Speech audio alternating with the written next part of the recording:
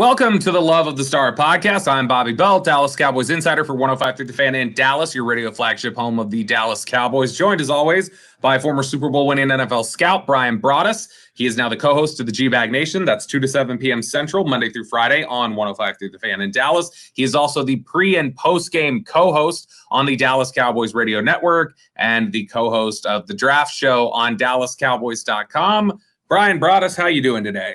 And yes, as mentioned, that is the voice of Bobby Belt, who is also on 105.3 The Fan, 5:30 to 10, Monday through Friday with Sean, RJ, and Bobby.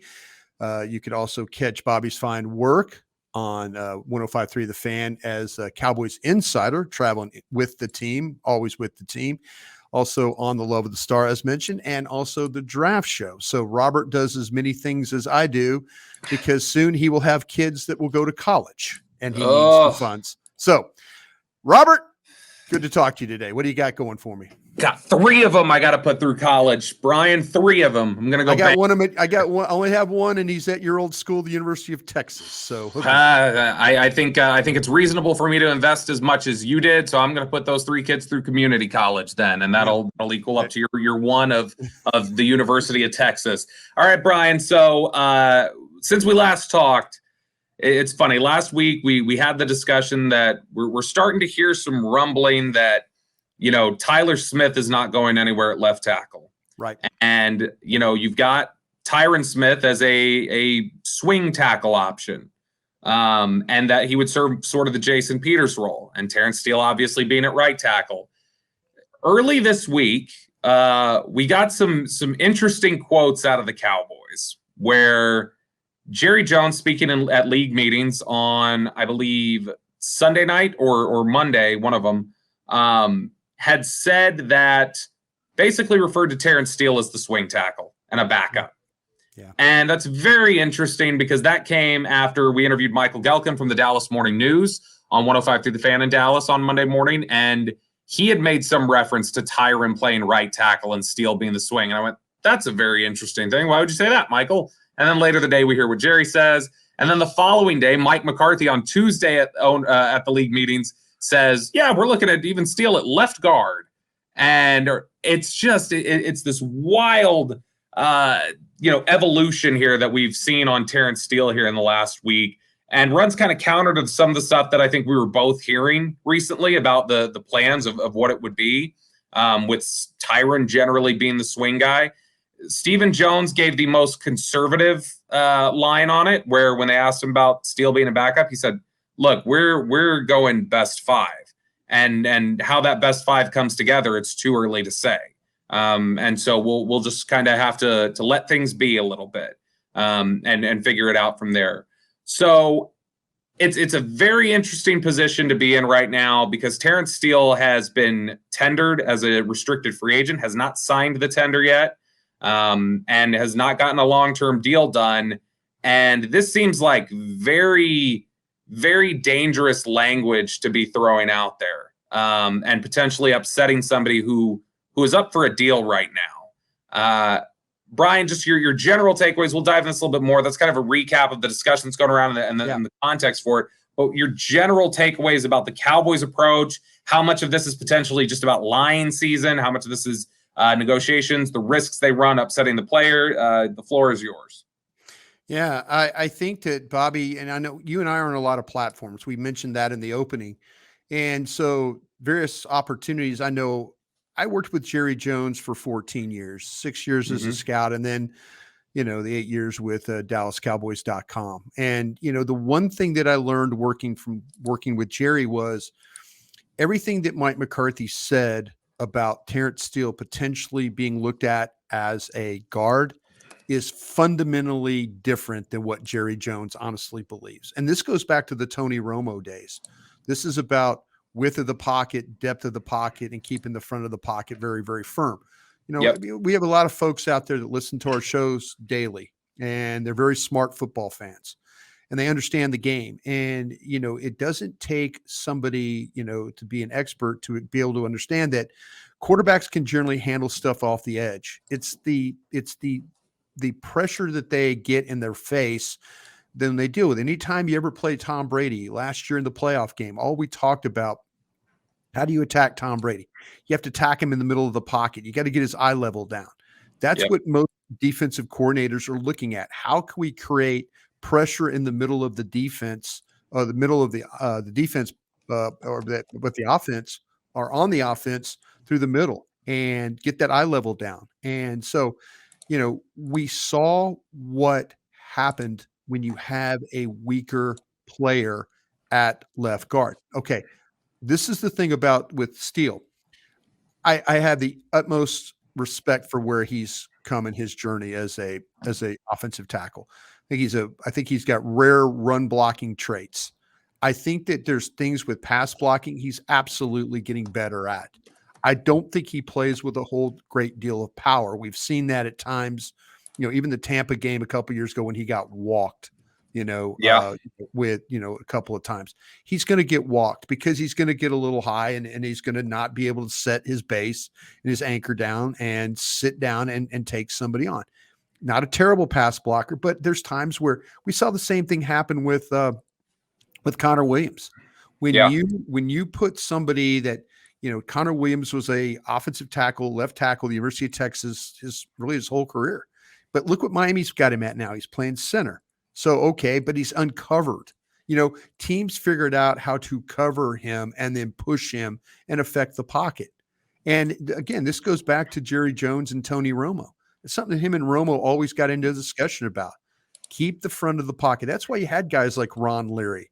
That's why you had guys who drafted Travis Frederick, Zach Martin. You had big guys. I mean, Jerry Jones played with big guys his career. Larry Allen playing inside.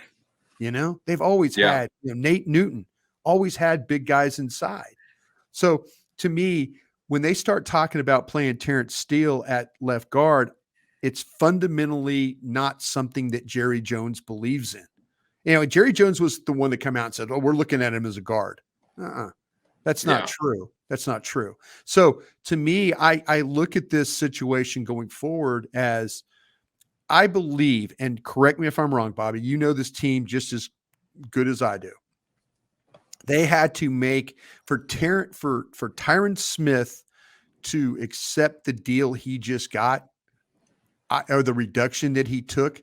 I believe they had to give him some assurances that he was going to start or could start. I think this is, your future is Terrence Steele at right tackle and Tyler Smith at left tackle. That's the future of your football team right there. So I am totally, I don't buy this whole Terrence Steele playing left guard bit. I've been wrong before, but I know one thing: the owner, general manager, this is a philosophy that he's lived with. And whether, like I say, it started with the Tony Romo stuff. Did he get it from Bill Parcells, Bill Belichick, Al Davis? Who did he get it from? But he believes that, and he talked about it quite a bit when I was working there. So that's the take on the guard. The thought process that Steele may not start. I think personally, tactic. You think it's a signing tactic? Yep. I think they're playing, and you mentioned it. They're playing a dangerous game, and I know the access that you have to people who are involved with these things. So I'm sure you're going to tell us what you think about this. Yeah, I mean, I think when you look at it, it's an interesting thing to say from Jerry, where he's talking about him as a swing tackle. Tyron Smith last year flat out was the third best tackle on this team. Maybe you no question fourth best, depending on how good Jason Peters was at times. And so he's not the same player anymore. This feels like a public negotiating ploy. And this is a team that loves to win the negotiation and loves to feel like they got one over. They've had a good offseason, though, when it comes to signing guys, but also the trades and not having to give up any new money. That I would say that is a win for them for sure. Absolutely. But I think you also look at it when you talk about these negotiations with these players, they very rarely have won some of these negotiations and contracts. Oh yeah. The nickname, the cavemen. They have the cavemen. Yeah. They oftentimes, I think if history has shown anything, it's that if the Cowboys like somebody and they get it done early, it saves them money. They end out saving money. Whenever they try and get cute with it and make some sort of extra valuation, or, oh, let's see if we can knock off a little bit of the price, it has cost them almost every single time. Almost every single time. DeMarcus Lawrence, Dak Prescott, you can go back through whenever. Amari Cooper, they've cost themselves money doing this. And so I think that this is them getting a little cute with their negotiations again and feeling like, hey, let's show them that, Terrence Steele's not necessarily a necessity here. It's a luxury, but we've got 2 tackles just fine over here. And my thought is, yes, you have them under control this year, but you're risking losing a building block on your offensive line playing this game because you reach the end of this year. I don't think you're getting a deal done with Trayvon Diggs this offseason. So you run into next offseason, then what? You've got 1 tag and you've got Terrence Steele and Trayvon Diggs as free agents. I would imagine you would pick Diggs at that point and take your chances. I don't think he's going to want to play ball with you. I don't think Steele's going to want to play ball with you in free agency. And that would look pretty appealing, I think, to people that, oh, you got Terrence Steele here, young guy, disenchanted with the Cowboys. These young, continually progressing offensive tackles don't just grow on trees. They lucked into one and they're going to expose him to the market. Okay, we'll take him. It feels very much like the way they handled the Ron Leary situation. And that one ended up, I think they were more committed to just letting Ron Leary go at the end of that deal than they are with Terrence Steele.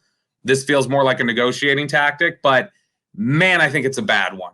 And I just still, from talking to people, I have not shifted. I still feel like this is gamesmanship. And week 1 next year, it's Terrence Steele and Tyler Smith starting with Tyron as the swing tackle.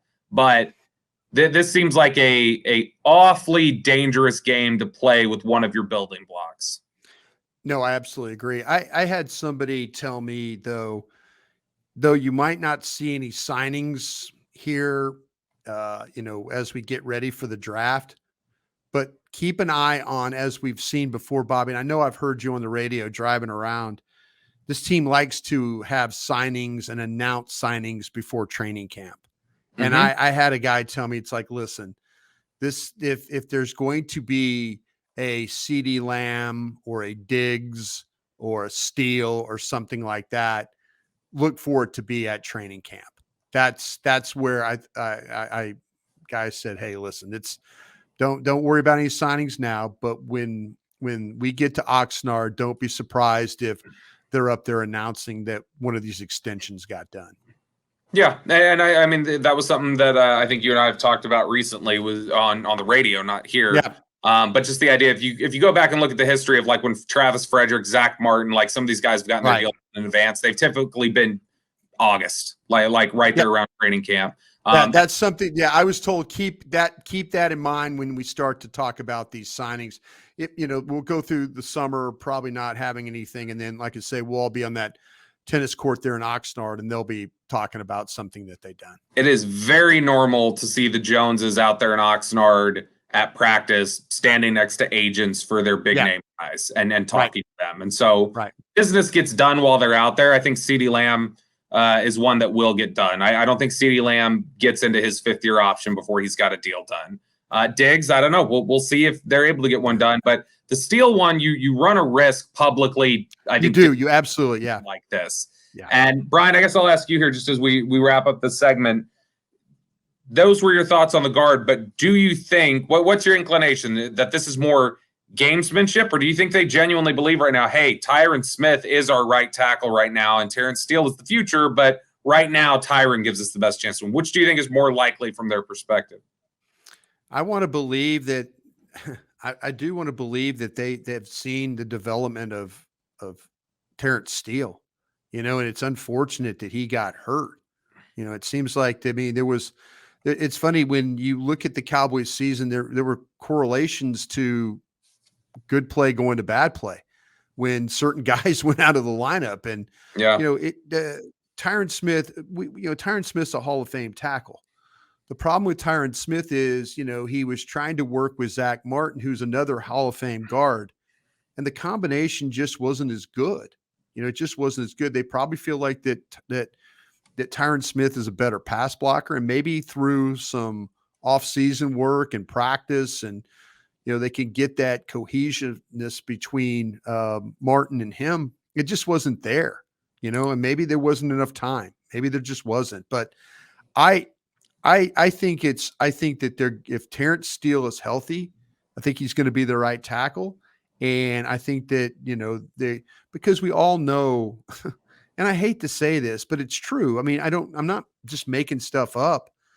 There's going to be a time when we're going to look up and, oh, well, Tyron Smith's out with back tightness. No, Tyron Smith's out with a neck problem. Oh, Tyron Smith's out with a pec problem. I mean, it just happens. He 2-3 games and then he's gone, and then, oh, well, I'm glad we did what we did. I think that the better thing, the more valuable thing for them is to try and keep him as healthy as possible and let him be the swing tackle. You are listening to the Love of the Star podcast. The Love of the Star is an Audacy podcast. You can find it on the Audacy app or wherever you get your podcasts. All right, Brian, we were recording this here on Friday, and Dallas Day is going on today. The Cowboys welcome in a few local prospects. There's several here that we can read off that we know are there today. Alan Ali from TCU, the offensive lineman. Defensive tackle Calvin Avery from Illinois. TCU corner Travius Hodges Tomlinson. Kansas State wide receiver Malik Knowles. TCU linebacker D. Winters. Several others are available for them to meet with based off of where they went to high school or college. Not confirmed necessarily. Oh, Marvin Mims is also there. The Oklahoma Marvin Mims, yeah. Other guys that they could meet with, Quentin Johnston, receiver from TCU, Steve Avila. He had his pro day. TCU had their pro day yesterday. Yes, so it'll be interesting to see. Yeah, or day before, excuse me. It'll be interesting to see if you do get guys like Quentin Johnston, if he runs or not, or if he's just going over to shake hands and get to meet the coaches and stuff like that. I don't see him working out again, but I see the opportunity of going over and meeting people. Yeah, and when you look at, you've got the running back, Kendre Miller. He's another one. Kendre Miller with a private workout. Actually has a couple, I think, Zoom set up as well with the Cowboys. So there's some TCU guys. You got some bigger name guys. Jackson Smith and Jigba, the receiver from Ohio State. He went to Rockwall. He's eligible. Christian Gonzalez, the corner from Oregon. Again, not necessarily Tune, the quarterback from Houston. Clayton Tune, the quarterback from Houston. Yeah. So just looking over these names a little bit here, obviously we'll tackle some of the bigger ones. I'm really interested in, and I remember, I think I told you back in December that I had heard Kendre Miller was a guy that they liked, the running back from TCU. Makes a lot of sense. What do you think about Kendre Miller as a player? I tell you what, Bobby, these running backs, depending on which one you like, I mean, it's really kind of a what flavor you want. And with Kendre Miller, this guy's 5'11", he's 215. I mean, he makes really these subtle moves for a big man. The vision, keeps that spacing, with the defenders, able to kind of keep him in. He's got the agility, the balance, the leg strength. I mean, there is sometimes, like, when you watch him, play, there's a burst. And he's got that toughness. He's got the power. He could drag tacklers, and he catches the football well. I mean, he just wears defenders down as he plays. And I was super impressed. I think he's a perfect build at 5'11", 215. I just, him, Bijan Robinson, basically the same type of size guys, which I think is super, super impressive. And look, I think with Kendre Miller, you just listed all the sort of things that you like about him. I still think there's some technique type of things that he can clean up. Right. That he could be an even better player. I think you talked about the legs there, the power in those legs. Uh-huh. If he were somebody that I think ran with a little bit lower pad level, got a little lower to the ground, it feels at times like he's a little, tall. Yeah, a little tall running. I think.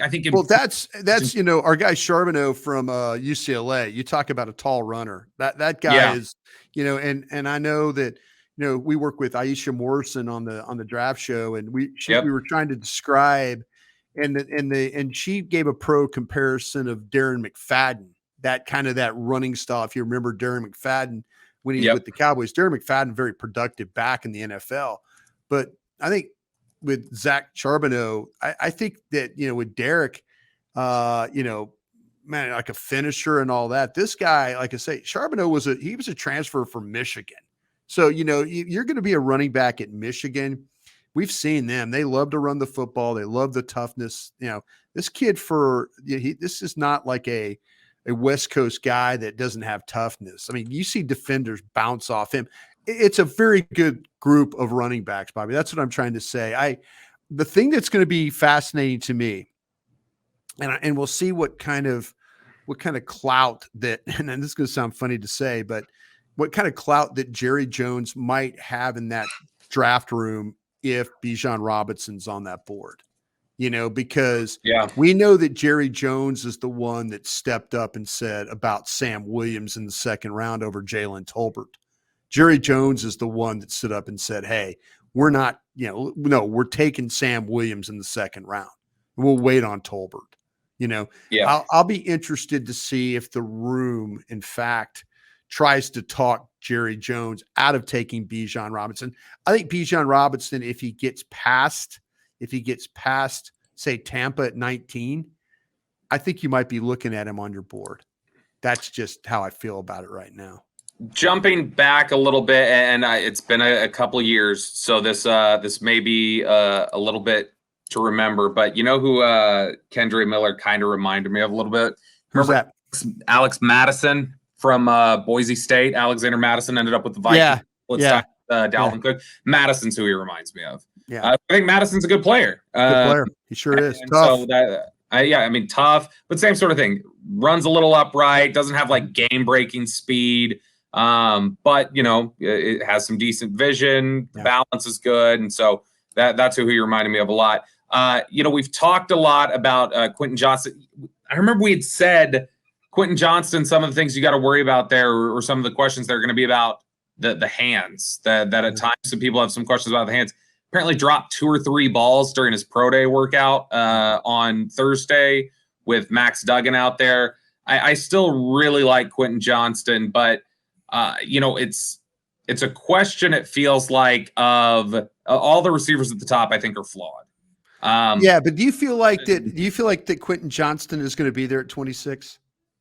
You got that feeling he is, don't you? Him or Addison. I know yesterday on the draft show you were talking about guys that potentially could slide.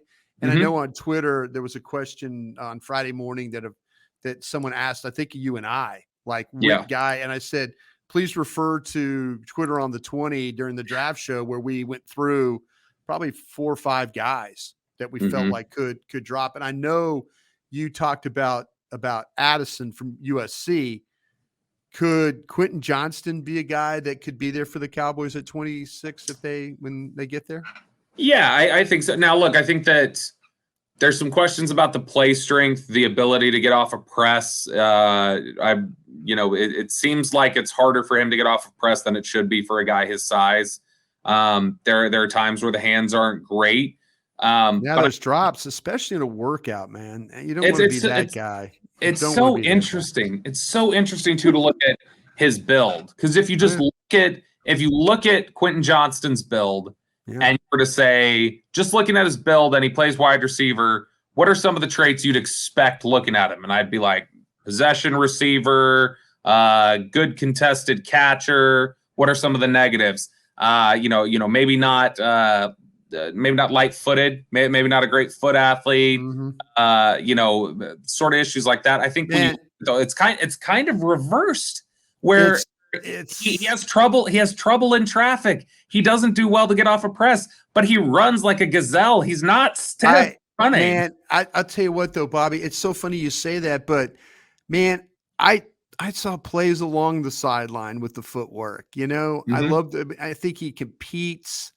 You kind of see that he makes some big time receptions, and you can say what you want. I felt like the quarterback kind of helped him because, and I know the quarterback, I was hearing some whispers that the quarterback's workout wasn't particularly great. Again, that's coming from somebody that was there. So I'm just, again, don't kill the messenger here, but it's fair.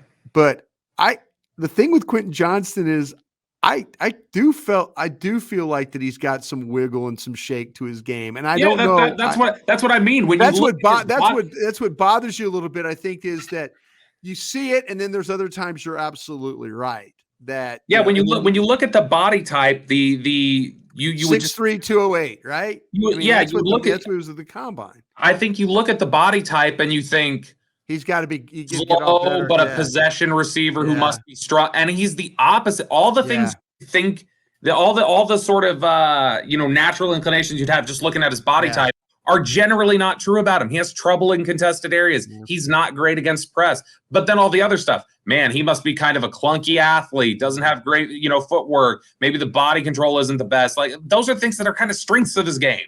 Yeah. And so it's just he's a bit of an enigma when you those things. But I think that could he get to the Cowboys? Absolutely. I think that one's like kind of a 50-50 to me. I feel like that the first receiver off the board could be at 12 with Houston. And whichever one, is it Smith and Jigba? Is it Addison? I mean, I've seen mock drafts where the top 3 receivers have all taken a turn at being picked at 12. And I think I don't think there's a consensus. I really don't think there's a consensus of this is the best receiver in the draft. I think there's guys that are clearly split on that order right now. Yeah, and I think that and the third receiver could get to you. The third receiver could whoever that third receiver is on a lot of people's board could be the guy that's staring you in the face at 26. Yeah, absolutely. And look, I think I would not be surprised if there's only one receiver off the board by the time the Cowboys pick. I wouldn't necessarily be surprised if there's 3 off the board. I mean, I think it depends on. Do you want a receiver to be there at 26 when they pick? I don't have a feeling like the best, even if you told me all of the receivers were there. Third receiver or second tight end? For me, second tight end. Okay, because you're thinking the second tight end's Musgrave? I would no, my number 1 tight end's Musgrave. Number 2 is Kincaid. Okay, I got you. So I might, Brian, say I'd take the 2 tight ends over any of the receivers. Ooh. I think you're absolutely right about these wide receivers. To me, it's not a great group. Well, it's been one of the harder groups to work through because all of a sudden there's not a clear number 1 guy. I think that everybody's consensus, Smith and Jigba, whoever, Addison, whoever you like. Yep. I think there's a group of guys that are tremendously talented players, but are all 5'8", 5'9", that you got to work through. And so, that's the problem. You are going to gamble that some of these guys that are 5'8", 5'9" are going to be able to play on the outside too. That's the gamble you're gonna have to deal with in this draft. You are listening to the Love of the Star podcast. The Love of the Star is an Audacy podcast. You can find it on the Audacy app or wherever you get your podcasts. All right, Brian, it is now time for our Dean Julia Love of the Star mailbag. The first question here from Sam Hooper. Yeah, and we might need some clarity here because I'm not sure.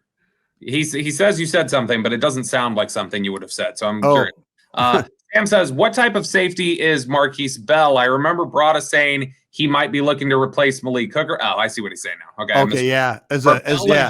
Are Bell and Hooker comparable, or is Bell close to a Curse Wilson type? Is Bell the top option to step in midseason if one of the top 3 get hurt? Marquise Bell is absolutely the future J-Ron Curse. He is not. Yeah, he's and that's the discussion when you start to talk about. And I did say, I feel like I think I need an upgrade at free. I really, really do. And so, is that, Johnson from Texas A&M. I love Christopher Smith from Georgia. We've talked about, I think Skinner is a big guy, but I think he can cover. He's from Boise. Might be a little bit. They love their Boise guys. Might be a little bit more of a true guy. Hickman from Ohio State, maybe another. Maybe a guy that you would consider as well. I think the other guys that are kind of the strong safety type guys, Battle from Alabama, Sidney Brown from Illinois, Robinson from Florida State. I think it's a good group of guys. But if I'm going to try and upgrade, the discussion the discussion is with the Cowboys is that, where would you put Branch from Alabama? And there's people that put him at corner. I know you guys were talking, Aisha and I, Morrison from the draft show, we were thinking he was more of a safety, and everyone else was thinking the Cowboys were thinking of this guy as a corner. So to me, if he has that kind of those traits where he can cover, and also tackle as well as he does, maybe he is a free safety for you if you don't play him at corner. That's kind of how I look at it. I think the Cowboys believe he could play either. I think they think he's a corner, but I think he would be used very. I would be interested. When I used to work for the team. They used to put the positions, like they put all the safeties together and all the corners. I wonder if he has his film in both the safeties and the corner area. Sometimes were there. Did you ever have guys? Do you remember any guys that were like that back in the day? Well, yeah. Well, Jalen Ramsey. They had Jalen Ramsey in both. Yeah, Jalen Ramsey in both. So because they weren't sure if he was a corner or a safety. Where did they have Byron Jones? Was he in both? The same way. Yeah, same way. Yeah. Interesting. Next question here from Edu Sanchez. He says, "Greetings from Spain. Thanks for the amazing work." Greetings. Thank you. He said, "If you have to choose just one thing, what would help Dak to excel the most? Great offensive line, great running backs, or great receiving weapons?" How about a great offensive coordinator? How about a primary play caller? No, I totally understand the question. The Cowboys, to me, it's really about the protection of Dak Prescott. When Dak Prescott is comfortable in the pocket, Dak Prescott can make all the throws. Dak Prescott's proven, though, when he moves in the pocket, he can make throws. But, the thing about it is, it kind of seemed like some of the interceptions have been from the pocket. But I think it's all really about what quarterback doesn't thrive with protection, but what quarterback doesn't thrive with really good receivers, though, too. If you have guys that go out there, we always talk about the bad ball catchers, guys that go out there and the ball doesn't, bounce off them into the other team's arms and stuff like that. Yeah. But the one thing that the Cowboys, we can say this as sure as the sun comes up in Spain, is that that when they draft offensive linemen late in the draft or late in the first round, they're plug and play guys and they end up being really good players, and that helps. And I think that Dak Prescott will benefit in future from Tyler Smith and, potentially a guard that they might grab at 26 in this draft. Next question from Candy Main 214. Would you rather stay at 26, and we'll have the options here from him as Dalton Kincaid, Jalen Hyatt, or Jahmyr Gibbs, move back to the 35 to 40 range, add an extra third and fifth, and the players available back there would be Drew Sanders, Eli Ricks, Josh Downs, Cody Maug, Tajay Spears, that kind of collection of players. So under that scenario, which would be more intriguing to you? I think I'm going to stay at 26 and draft. Not a big fan of the little man, Josh Downs? I'll tell you what, I like Josh Downs, but if you want to be honest, I've got in the second round, I've got Hyatt, Flowers, Scott from Cincinnati, and then Downs would be my last guy in that group. So I have 3 players over Downs in that particular set. As you notice, though, I've put these shorter guys kind of all together. I'm trying to figure them out. Hyatt's a longer guy. Hyatt could very well be a first-round guy. Might be a first-round guy on some people's boards. Flowers could go in the first. Scott from Cincinnati, interesting player. Downs. I mean, these are good players. And Mims, I mean, there's guys, Mims. I mean, okay, I've got 3 guys that are shorter players in the second. Then I got Mims, Washington, Dell in the third round. I mean, I'm really struggling where these guys are all great players. They really, really are. I'm struggling, though, where do they fit? Where do they fit, and what order do they fit? That's the struggle that I'm having right now. So I'm not the Downs thing. I know a lot of people, I've seen mock drafts where people have talked about Downs, didn't you tell me they thought Downs was a slot only? Yes, I believe so. Yeah. Mm-hmm. I thought you told me that. It sounded like talking to some people. Talking to people, yeah. Next question here from Mark Munting, and this is a very interesting. I think it's one of these good ways for you to break down, choose your own adventure, Brian. So assuming tight end, guard, running back, those are three of your biggest needs right now. Okay. Without you don't have to not necessarily pick these players and pick which order you want. Mark wants to know what's the best round order in this draft for the Cowboys to draft tight end, guard, running back. So let's assume you're using your first. I think you have to tight end, guard, and running back. Which order would you think the value would be best? Is Mayer gone on our board? Then is Mayer gone? I mean, out of this scenario, wherever you have an inkling that, I guess the question is more like this: like, do you think, hey, I think the best possible value I could get at all three positions is by going running back in the first, tight end in the second, guard in the third, or would it be more like, well, not really guards in the back, let me do guard in the first? So where do you think you'd find the best value with a collection of players? What order would you put those picks as your targets? Okay, I would put the guard at 1, the tight end at 2, and the running back at 3. Yes. Now look, if you told me you thought, and I just don't think you can, I think Steve Avila is like a player who goes in the 30 to 40 range. If the Cowboys give him a 26. But that's But see, that's if you felt better about Avila getting to you in the second round, then I would put it tight end, guard, running back. Because I think I think third round is a sweet spot for running back this year. Oh, I do too. I absolutely do too. The thing about it is I've got, what we did on the draft show on Thursday was with, again, Aisha and bringing up and Zach bringing up, that, you bring up Mafi. So, there's guys like Zavala, Mafi. Mm-hmm. Yeah. And so now I'm looking at Avila, Torrance, Bradford, Mafi, Zavilla. And so, I kind of feel like though that I've got five of those guys, 5 of those big body guys, that can help me there, those 320-pound guys. So I went from just having Avila and Torrance to having 3 more guys with Bradford and Mafi and Zavilla, like that. Zavala. I'm sorry. Zavala. I keep saying it wrong. Zavala. By the way, Avila. I say Avila. Did I say it wrong again? No, you say Avila. You drop the L. It's Avila. Oh, Avila. Okay, Avila. Yes. I'm sorry. Here I am from Texas. Some TCU fan tweeted at us the other day. It was like, guys, it is Avila, and so it is Avila. Avila. Okay, fine. He's a hell of a football player. But I've got guys. I've got guys now. I got guys. So, I mean, if I want this thing, I think this thing could stretch maybe to the 3rd on the guard. Mm-hmm. I think it go a little further on maybe a round or 2 more on the tight end. And I surely feel like it could go all the way to the 5th with the running backs. So I'm going to have to go guard early, then think about either whether I want to go tight end, which I think could be a good possibility, and then the runner.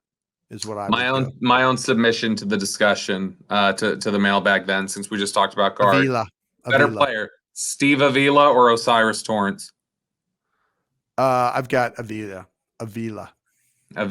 Me too. We're same there. I think I really like Torrance's power, but like to me the better foot athlete, the guy, and not that Avila's like jaw dropping, right? But the foot athlete, the guy who can get to the second level better, I think is. I don't know. I don't think Torrance could play center. I think the TCU guy can. So, yeah. That does it for us here today on the Love of the Star podcast. Thank you so much for joining us. We'll be back with you guys again shortly. Until next time, we will talk to you guys later.